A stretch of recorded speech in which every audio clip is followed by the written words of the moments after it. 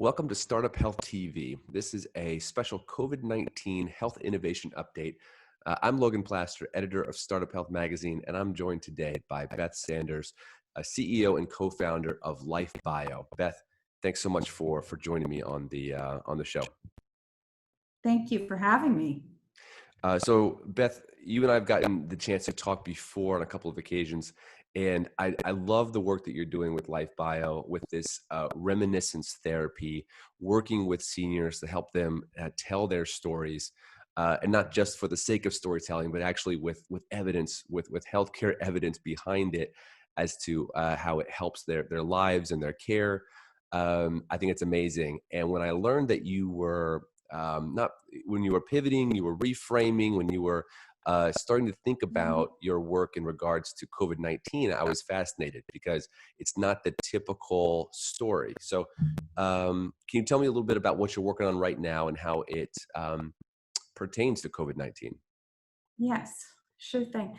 So interestingly, like you mentioned, our reminiscence therapy, LifeBio has been creating people's life stories for years and years in healthcare, for person-centered care, for the health benefits, for lowering depression, for reducing loneliness.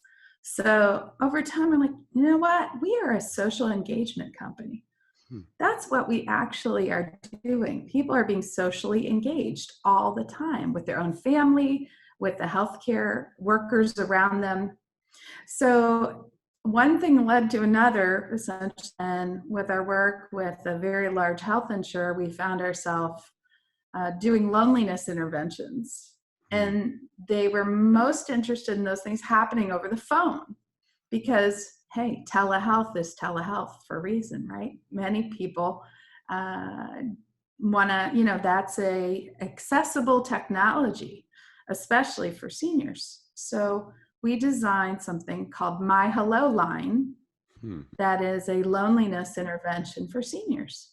Okay. So people are talking over the phone in a variety of ways. There's a number of different ways we're doing My Hello Line, but one of the primary ways is just outbound check-in social engagement calls. Okay. Now, this isn't crisis hotline. This is, you know what? I need somebody to talk to. It's in the title. It's my hello line. It's not my crisis line. Exactly. So who's making the calls? How does this work?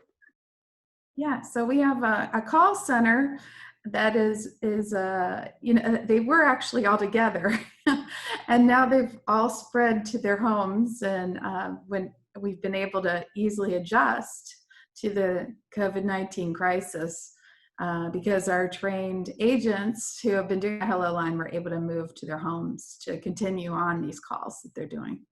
And as a result of COVID-19, for example, our mental health and recovery board has contracted with us, and we're calling out to seniors across the county, in our local area.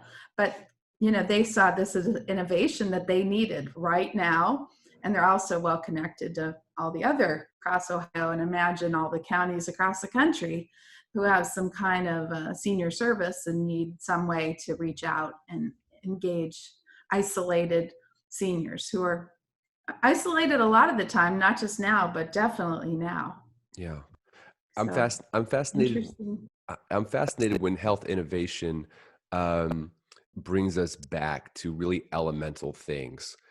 When it requires an innovative idea or platform to get us to call someone and say hello. So yeah, I don't know. There's more going on though too. So yeah, the hello gets us started, right? Yeah. But then we're doing you're right, back to the basics, Logan. It's natural storytelling.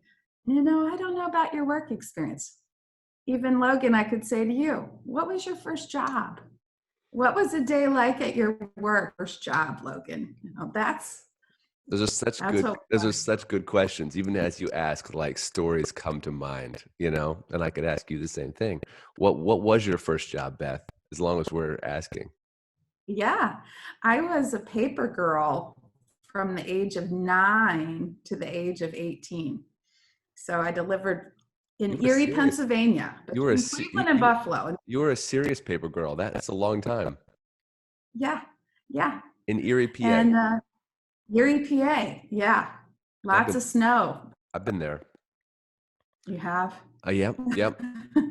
I went to a summer Yeah, camp. it's not a fun place to deliver papers. Anyway, I went to a go summer ahead, Logan. I went to a summer camp in Erie for 5 years. Um, so I know the area. But yeah, so my hello line, it starts with a hello, but then it really starts working through this the story, pulling the stories out of people in the same way that your reminiscence therapy has been doing. Yeah, yes, right. We're using the tools and things that we've already copywritten, trademark, created. Everything we have is the perfect conversation starters that we know work Okay. and are asking positive, just things people want to talk about instead of, are you okay? Do you have food? Do you have instead of, for example, a senior agency might ask, is your heat working? Is your food supply okay? How is your knee doing? Whatever they're asking. That's really not, we're more interested in the mental health, emotional, social well-being is our focus. And so that makes us different for sure. Talk to me about how these sort of soft questions, how they end up leading to actual, healthcare interventions. So like connecting the dots between the loneliness that requires a hello from a friend or a helpline, and actually leading to a mental health situation. So how do you kind of connect what you're doing to healthcare? Okay, so by the way, there are ICD-10 codes around social isolation. So right now, physicians can actually realize and note Really? that. Really, ICD-10 codes happened in 2019 for social isolation. Wow. And people are, when they reminisce, they are happier and they're more satisfied with their life.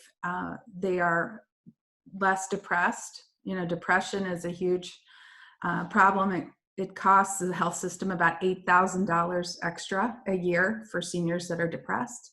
Loneliness is costing the health system about $4,000 extra per year for especially lonely seniors. So, and 1 in 3 seniors is chronically lonely. And that was before COVID-19. Oh my goodness. Yeah. So those are the numbers that we're trying to reduce. People go to the doctor because they're lonely. People go to the emergency room sometimes.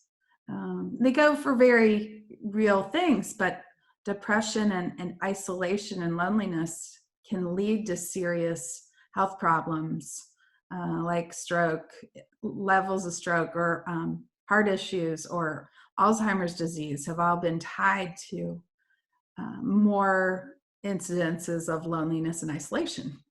So if we can take care of people mentally and emotionally and socially, will their physical health be better over time too? And we're continuing to test that. Interesting. So we've talked mostly just about loneliness in general, and obviously the pandemic heightened that. But what stories are you hearing more specifically, since you have your, finger on the pulse of the elder community, and it's one of the very at-risk groups, and you are you're mining for stories, you're hearing what they have to say, their concerns and fears. What are you hearing out of the communities that you work with specifically about COVID-19? Their thoughts? Yeah. They're in many cases doing okay because, for example, we have actually a group call every Wednesday. And so these are groups of seniors talking to each other. And they're used to more isolation than most people have in their life, is one thing. And so they have some incredible ideas, and they're passing it on to us, like what they do with some of their time. So, for example, one gentleman said, well, why, I do a lot of stargazing. I'm like, oh my goodness, I have my son's telescope upstairs. I didn't even think about, okay, I could do that. They're very interested in, one shared that she had been in the Blitz in England. Now she lives in the US, has been here for many years. She goes, the COVID-19 crisis reminds me of the Blitz. We could never go far from home. And I was between the ages of 5 and 10 during the Blitz. And that's when I began my art. I still go to art today. She has a very unique style of art she does. And she goes, but that's when it began. It was in the Blitz. And sharing the comparison, I thought that was fascinating. That's awesome. It's such, the things they read, they love to share the books they read that bring them comfort. And, their faith matters to them. They've got a lot of wisdom to share, and they love to give back by sharing their wisdom. So I think that's one of the keys to this is sometimes as people get older, especially, they go, well, why am I still here? Who cares about me? By the way, sometimes they're worried their own family doesn't want to know, or they're worried their family will figure out that they're really lonely and isolated. And they know their family's trying so hard to connect, but they're busy and they're, a generation younger. So, if they can talk to a peer, we're able to even connect peers to peers on the phone. So we can have groups, peer-to-peer, where they're talking, a 90-year-old's talking to a 90-year-old. How great is that? What they have in common.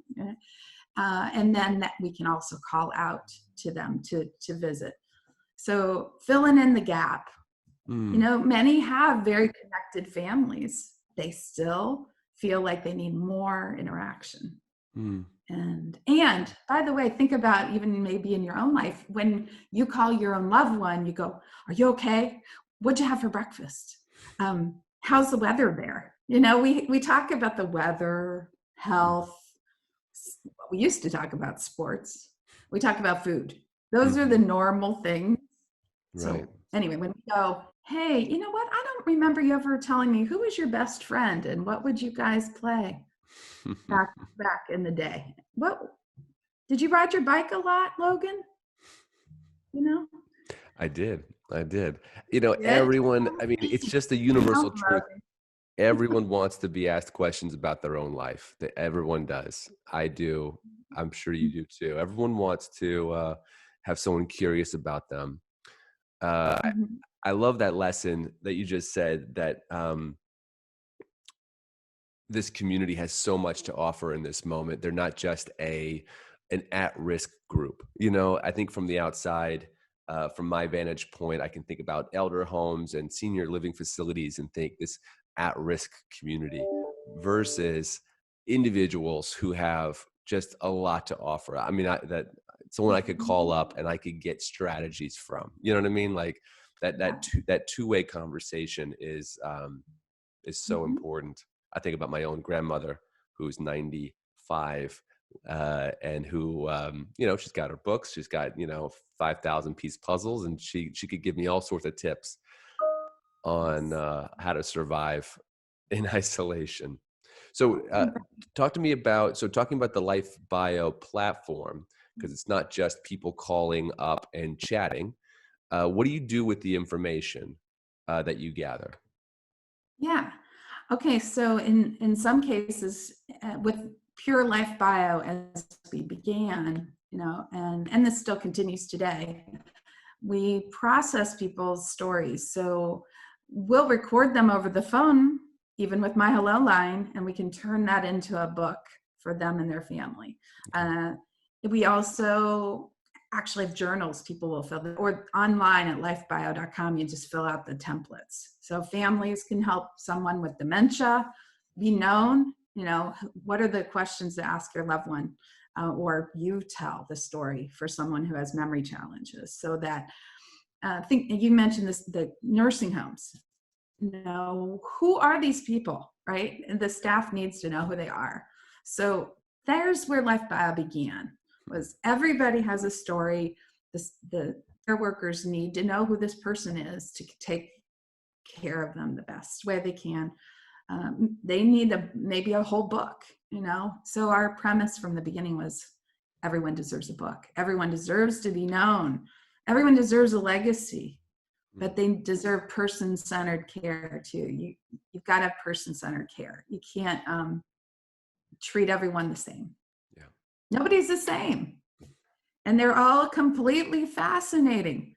Imagine sitting on an airplane. Well, I don't get to do this anymore, but I used to sit in the middle seat so I could meet two people.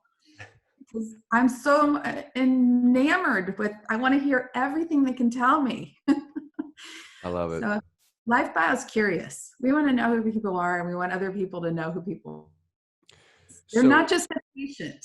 Even in a hospital, they're not a patient. So we see it nursing homes, but we hope this comes more into home health than hospitals.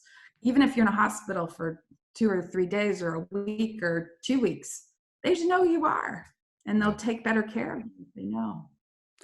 So you mentioned the new ICD-10 code that addresses loneliness and that allows for someone to call and to check on someone and actually bill for that service.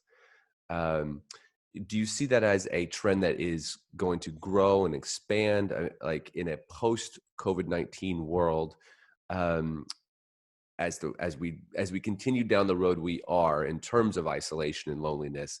Where do you see that trend going? Do you think that there will be additional ways for companies to be incentivized to do this kind of work? I sure hope so. I mean, those codes are new, and not a lot of doctors at this point even know that code exists. And the integration of mental health with physical health is still kind of apart, right? I hope that we see the whole person, this whole holistic idea of well-being might actually happen now. That's what I'm hoping for. We feel like we're always a little bit ahead of the market at LifeBio and what we're doing. Mm-hmm. And these things haven't quite been done before in this way, but we think that it's the right thing to do. And it's still an open question. So we're really asking those questions now. Is this going to be something we see doctors prescribing more? And what will that look like? Yeah. We're still figuring it out. But in the meantime, we find that health insurers, we have them they're very interested in reducing costs associated with loneliness, okay, and depression. And so there's where we can keep growing, and there's where we're looking for funding, for our next round of funding here, because it's a huge problem that we are addressing, and we're going to have a lot of funding to make it happen. You mentioned an $8,000 number. Break down the way that you see the savings happening. Right. It's just more nights in the hospital. It's potentially, if you're depressed, you could be hospitalized more nights in the hospital, $8,000 worth of time in the hospital. And in the case of loneliness, more hospitalized, $4,000 per year. So it's let me think if it's I think it's over $200 billion is for depression spent, extra Medicare. And I think it's about 80. Anyway, I'm going to have to get the numbers. Sorry, I don't have that right in front of me. No, that's fine. That's fine. Well, restate that in a second if I pulled it up. One of the things I love about your platform, your company, your product, is that in the future vision of it, I see two sides of the benefit, because I see this army of question askers being trained and cultivated into curious, loving, interested people. And I just think of, people in my own life who might even be looking for work. And I think like, wow, what a great occupation sometime in the future, if this becomes valued, reimbursable, to reach out to people and to ask them really great questions about their lives and we value it so much that you could actually, you can actually make rent on that. You're solving a couple of things at the same time, it seems like.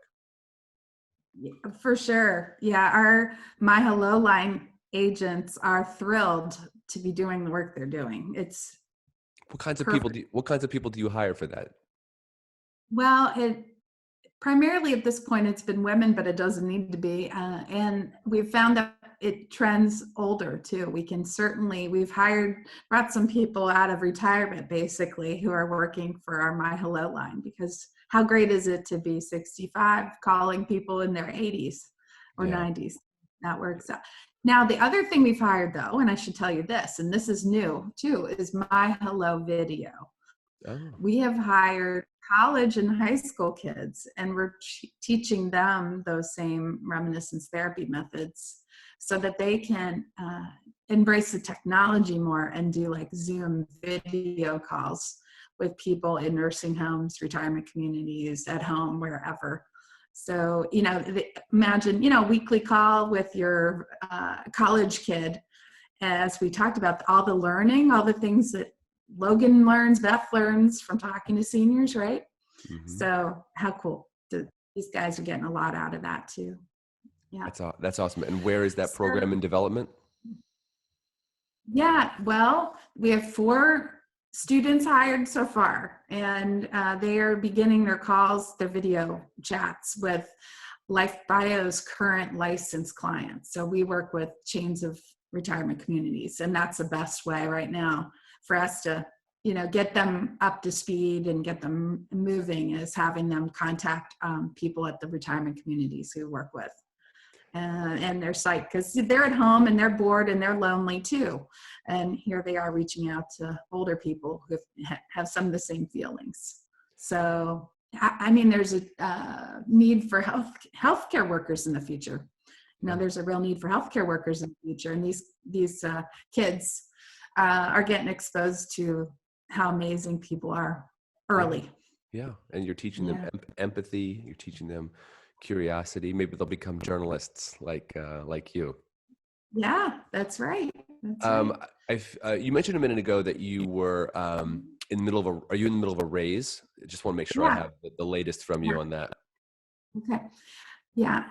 On the raise, we are doing a $10 million Series A round, and we are hoping that's completed by the end of July.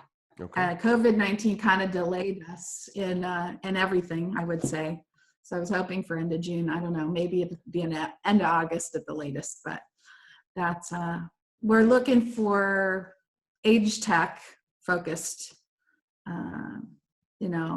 partners Sure. who can see the loneliness and really loneliness, depression, Alzheimer's disease. Those are the big 3 things that LifeBio is addressing as a social engagement company. Got it. So those are the big. And would you be using this raise to scale? Are you regional right now, trying to go national? We already have clients across the United States. We're in 30 states and Canada already. Nice. So, we had over $1 million in sales last year. We are doing okay, but we just want to grow faster. And so sales, marketing, technology, we've actually applied for a federal grant that could come through this year too. We're working hard to make sure that happens. And actually have been winning some other grants too, but everything, we just need more people added to our team to support this growth, the sales, customer service, project managers, tech people, a lot, definitely more programmers added to the staff. So yeah, we made a lot of progress, but we got a long way to go. That's awesome. Yep. There's a lot of people out there in need of this kind of service. So, Yeah. last question for you. I love that you're doing this training where you're training young people how to do these video calls with seniors. I don't think anyone watching this, watching this video can probably relate to some of those challenges. So, can you give me a little bit of advice? How do you train young people to really connect over video, whether it's a type of question? What are some of those strategies you give? Well, we make sure they know that people can tell, even over video, if you're really listening or if you're not listening. So we want them free of distractions. Hmm. And we want them to speak up and to smile and to nod and to be positive and to be ready with questions to ask. So equipping them with, there'll be some chit chat, but then you're going to dive into something and try to keep it a positive conversation if possible. So they have just 100 questions in the hip pocket to ask and be curious, like you said, to stay curious. And the empathy, just responding and listening and letting people talk. They're taught to, people will pause and they'll think. You give them time to think. Because when you're 85 and you ask an 85-year-old to tell you about their grandmother, that's a fun and interesting and deep question. By the way, they're also taught that sometimes people cry because they're happy or they're sad or they're angry or whatever the emotion is. We all have had, no one has had an easy life. We will have our ups and downs. Nobody's life is perfect. So those are things we make sure they know when they go into this. Well, life lessons, not just work training right there. So Beth, thank you so much for taking the time and more importantly for the work that you're doing with so many around the country.